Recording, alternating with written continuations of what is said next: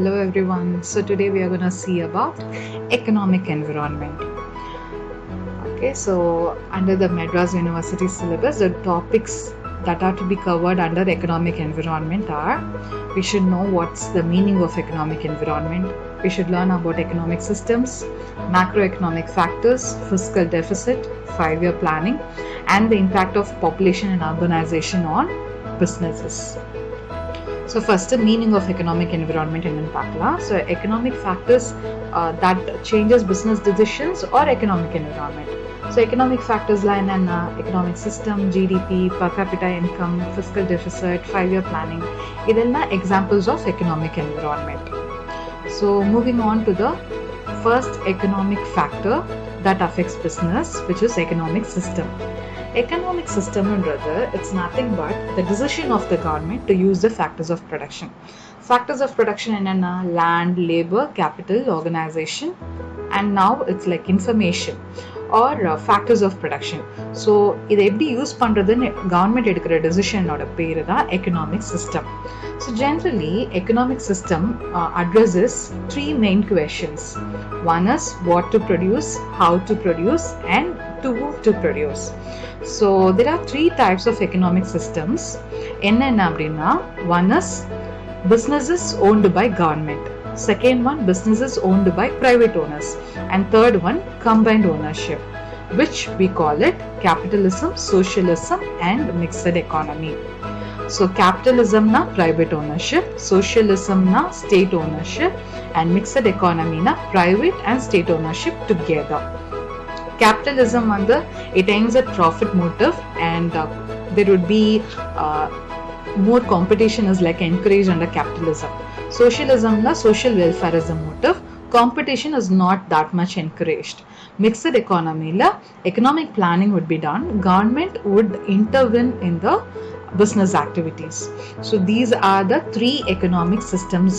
Okay, and the next concept which you're going to see is GDP, gross domestic product. So gross domestic product என்றது it's an important macroeconomic parameter. Okay, so in the macroeconomic parameter it's going to tell you ஒரு கண்ட்ரியோட economic growth எவ்வளோ தூரம் இருக்குன்னு indicate பண்ணுறதுக்கு we need to know the GDP of the country. GDPனா என்ன? It's a total value of goods and services produced in a country in a given period of time. So GDP calculate பண்ணுறதுக்கு ஒரு கண்ட்ரியில் there are 3 methods. One is production method, income method, and expenditure method. The next concept which we are going to see is the fiscal deficit. Fiscal deficit அப்படின்னா என்ன? டெபிசிட்னா ஏதோ பற்றாக்குறை இல்லையா? So பண பற்றாக்குறை. யாருக்கு பண பற்றாக்குறை? கவர்மெண்ட்டுக்கு பணம் கம்மியாக இருக்கு, பண பற்றாக்குறை இருக்கு. So it's just the difference between the total expenditure and total revenue of the government. See for example, if the government expenditure is more than the government income or government revenue, then we call it as fiscal deficit. So fiscal deficit shows how much is the total borrowings needed by the government.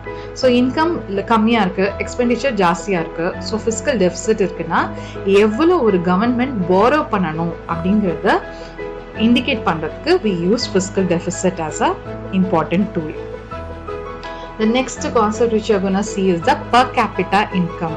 So what is per capita income? Okay, average income earned per person.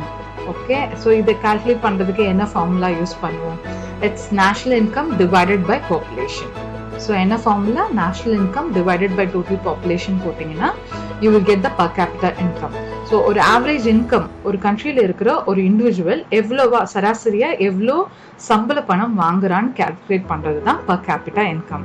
So இதை calculate பண்றது மூலமா என்ன கிடைக்கும்?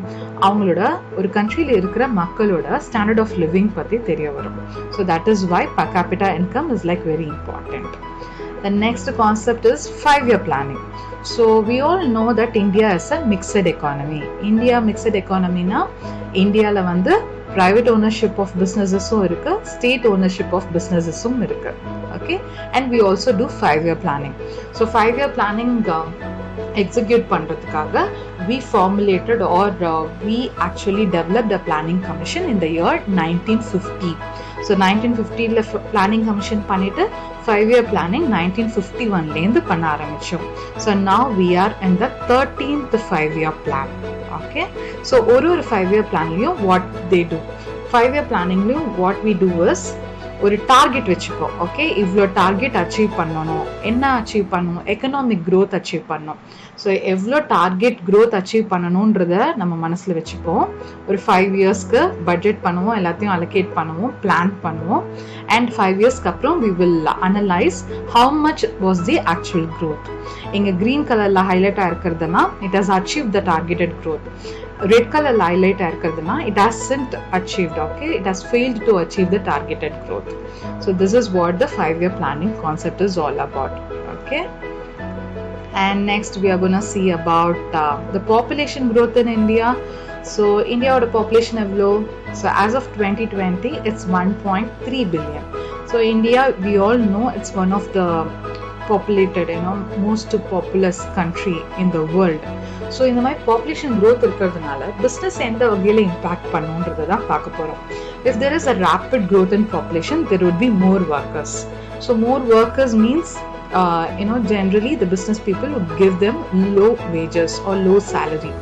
Appo their income level would be reduced and their purchasing power would come down. This will reduce the sales of the business, in turn, and finally it's also going to affect the economic growth of the country. ஒரு கண்ட்ரியோட population growth ஜாஸ்தி ஆச்சுன்னா there is more workers available. So business people என்ன பண்ணுவாங்க, அவங்களுக்கு கம்மி சம்பளம் தருவாங்க. கம்மி சம்பள பணத்தை வச்சுக்கிட்டு அவங்களால நிறைய பொருள் வாங்க முடியாது. ஸோ அவங்களோட ஸ்பெண்டிங் கம்மியாயிடும். ஸோ கம்மியாக தான் பர்ச்சேஸ் பண்ணுவாங்க. கம்மியாக பர்ச்சேஸ் பண்ணாங்கன்னா அகெயின் பிஸ்னஸோட சேல்ஸ் ரெவென்யூ இன்கம் கம்மியாயிடும். பிஸ்னஸோட சேல்ஸே கம்மியாயிடும். அது நாட்டோட வளர்ச்சியை பாதிக்கும் கூட.